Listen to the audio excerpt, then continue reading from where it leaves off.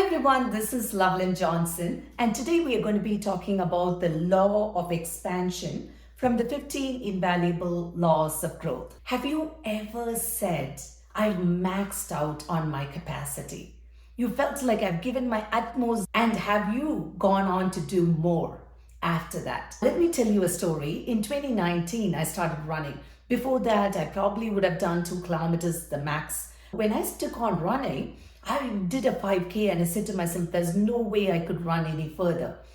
And then one day I went on to do 10K and I said to myself, there's no way I could run any further. Guess what? I ran a half marathon and I remember my whole body was so hurt after the run. And I said to myself, I can't imagine running a full marathon. Once in a year, believe it or not, I went on to run a full marathon.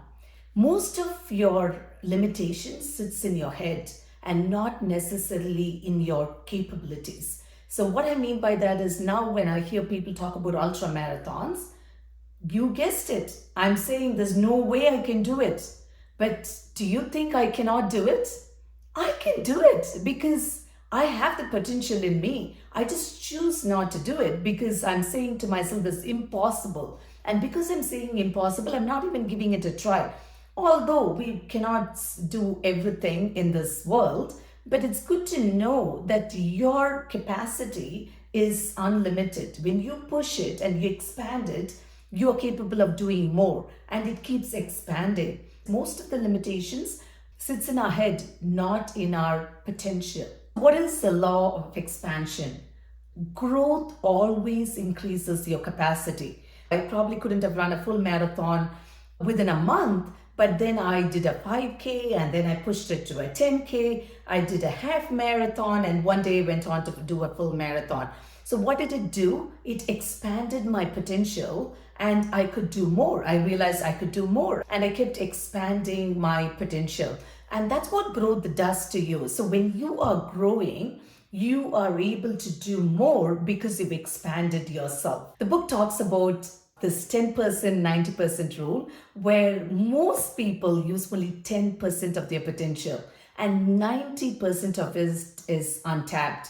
I don't know how much I agree with it, but the point is, none of us use our potential to the fullest capacity. We stay in our comfort zone and we don't push to the limits that we are capable of, and that limits us. I loved this quote by Robert Krugel. He says, we don't have a clue as to what people's limits are. When someone is pursuing their dream, they would go far beyond what seems to be their limitations. I believe that when we keep our eyes on something bigger, better, and when we are striving for it, we are able to push ourselves and do bigger and better things, and the limitations sort of fade because we are looking at the prize, we are keeping our eyes fixed on it, and we are striving for that particular goal. What is the core truth here? When you think of the limits is when you create those limits. So when you think, what am I truly capable of? And I say I'm capable of X. So that's the cap I've put in my head. What's the income that I could make? And if I think of a number, that's the cap I have on my head. And often you cannot break that ceiling because you've told yourself that's the maximum I could do. And you have created the limit by thinking about the limit, and that has put a cap for you. How do we tap on the unused 90%? There are 2 things one has to do. The number one thing is change how you think. Once you have changed how you think, now you can change what you do. Without changing your thinking, it's impossible for you to change what you do. If I think I can never run, I probably could never run because I've already said I can never run. But if I say I'm capable of running, now we are opening up that thinking. And once you think you're capable of running, you go on to achieve bigger and better things by taking action on running. The book talks about 3 critical shifts in our thinking. The number one thing is don't think more work, think about what works. The second shift is change your question from can I to how can I. Shift 3 is don't think one door, think many doors. Let's talk about shift one. We're no longer going to think about more work. We're going to think about what works. We are not going to pack our calendar with activities and think hard work will get us there. We are going to be smart and strategic in our thinking so that we would focus on what works. More is not always good. Less is effective. Whenever I think of what works, I think of Stephen Covey when he said sharpen the axe. We all know this, right? Like we think that we should do more work. We should keep swinging the axe on the tree until the tree comes down. But we know that is not going to bring the tree down. I could work harder. I could keep swinging the axe on the tree, and nothing could happen at the end of the day if I have a blunt axe. But if I took time to sharpen my axe, go back, chop down the tree a little, come back, sharpen my axe and go back, the tree can come down faster. But often we don't take time to think about what works. We keep on working, and because of that, we use a blunt axe to take down a tree. And that's going to take forever. If you sharpen it, it's going to take minutes. How could we get into the shift? There are three questions you could ask. What is required of me? What gives me the greatest return? And what gives me the greatest reward? What is required of me? What is something that I can do that only I can do? I'm a mother, and that's a role that is required of me. I can't delegate that role to someone. I will have to do it. What gives me the greatest return? We all know about the Pareto principle, where 20% of the work is going to give you 80% of the returns. Focus on the 20%. Don't focus on all the other trivial things. Focus on the things that would give you the greatest return. The third question is, what gives you the greatest reward? It could be golfing for someone. It could be playing pickleball for someone. Whatever that is for you, do that. The second shift is, don't ask, can I? Ask, how can I? What does can I do? Can I close these doors? It makes you think, can I even do that? But when you say, how can I? It opens your eyes, and it helps you see all the possibilities of how to get there. Most limitations are not based on lack of skill or ability. The limitation is based on your belief. Your belief takes root, and that puts a cap on what you can and cannot do. The limitation didn't come from outside. The limitation came from within. That puts a cap in what you can and cannot do. Your doubts are not based on facts. We think we are rational human beings and we make rational human decisions. But our skepticism is not rooted by rational thinking, but by habitual thinking. So the stories I tell myself is what dictates what I will and I will not do. The third shift is think many doors, not one door. We think this is our career path and we follow it religiously. And then there comes an obstacle and we are stuck. We are wondering what happened. But if you're thinking that's the only way to climb up, then you are stuck. But that is not one way. There are many doors. There are many ways to get to the top. And so when you think that way, you're going to find different ways to get there. It may take a detour. You may have to do a lateral move before you move up hierarchically.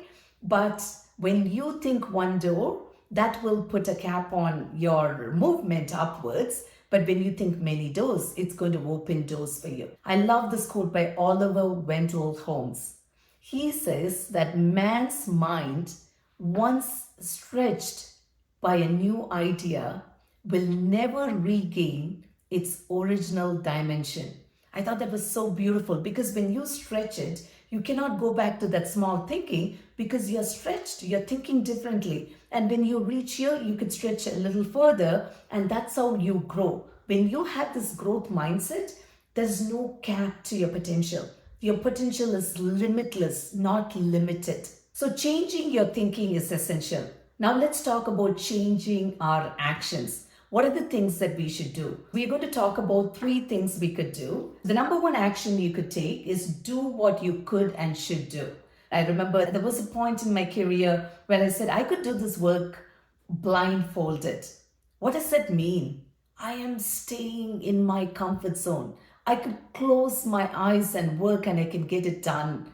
And that means I am not going to grow because I can work blindfolded, which means I'm extremely good in what I'm doing and I'm not pushing myself out of my comfort zone. So don't stay there, move out because growth happens when you move out. The second action you can take is stop doing what is expected and start performing exceptionally well. If you're watching this video, you're a growth person and you're probably crushing this. You're constantly not just meeting the expectation, you're going above and beyond. You're serving exceptionally well. You're performing at a high capacity. So that's what would get you to bigger and better things, not doing the bare minimum. Exceed people's expectations, do more than what is expected of you. The third action you can take is do important things daily, not occasionally, daily, consistently. If you think health is important to you, decide what an exercise cadence would look like. Do you want to do 3 times a week, 4 times a week, whatever that is, and show up for it regularly. If you said family time is important to you, schedule time with your children and make sure that you spend the time together because family is important to you. So if you don't schedule it on a regular cadence and you do it occasionally, then that's really not important to you because your actions are not qualifying what you say is important. The issue about important things, if you think about it, they can function perfectly fine. If I miss working out for 6 months, it's not that something crazy would happen to me, but if I keep on doing it for a year, for 10 years, and then at one point I will have to pay the price for not taking good care of my health. The important things can survive for a longer time, but if you keep pushing it aside, it's going to cost you more. What's the main truth that we could learn from this law? When we change the way we think, our life will change. When we have the right healthy patterns of thinking, we are going to expand our potential. And because we are expanding our potential, we can go on to do great things. What's the number one thing you could do? Shift the way you think. So if you are constantly saying, I cannot do it, then you cannot do it. Instead of asking, can I? Ask, how can I? Think about multiple doors. Don't think about one way. In that way, you're constantly going to look at possibilities. And once you fix your thinking, change your action. Do things exceptionally well. Show up consistently for what matters to you. If you're calling something important, do it. Show up for it.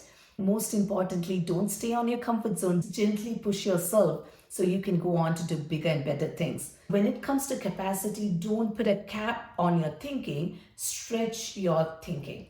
I hope you found this lesson helpful. Next week, we will be looking at the law of contribution. I hope to see you there.